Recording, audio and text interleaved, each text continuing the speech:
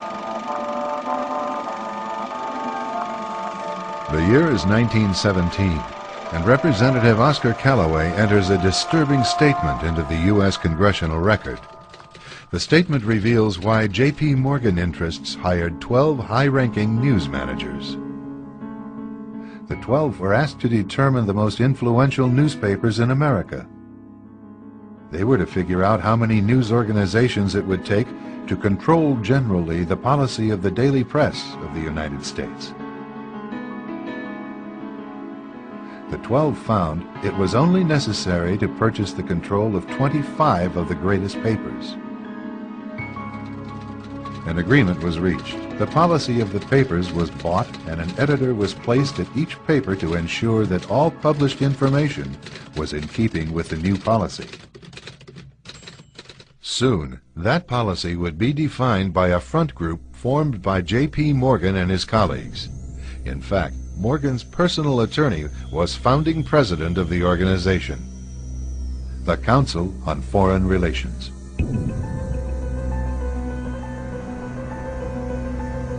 Today, the CFR maintains that its goal is to increase America's understanding of the world.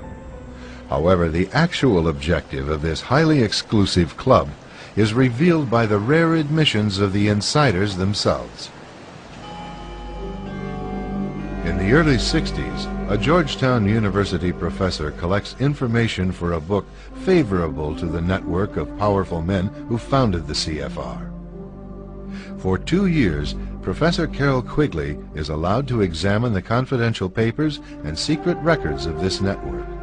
Quigley reveals that these men aim to create a world system of financial control in private hands, able to dominate the political system of each country and the economy of the world as a whole. In short, they seek total and quiet control of the entire world.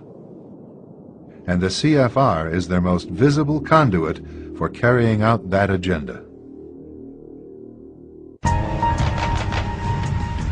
CFR members include America's wealthiest tycoons, as well as the highly placed elite in government, academic institutions, tax-exempt foundations, and the establishment media.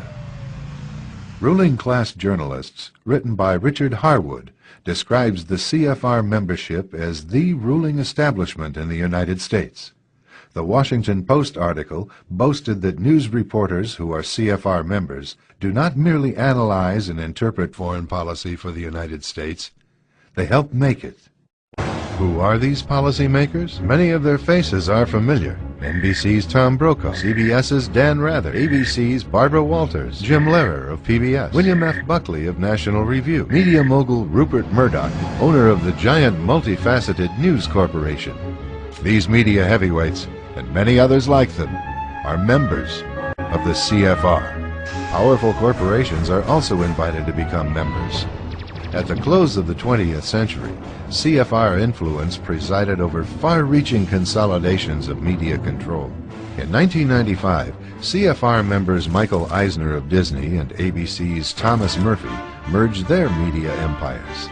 Soon after the merger, the Disney-ABC empire becomes a CFR corporate member.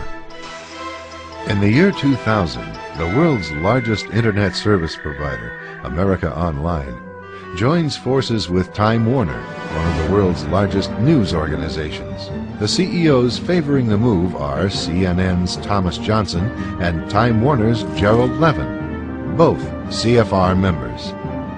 Once again, another media giant is created under the shadow of CFR influence. Today, an elite handful of individuals define the agendas that are supported by the empire of establishment news.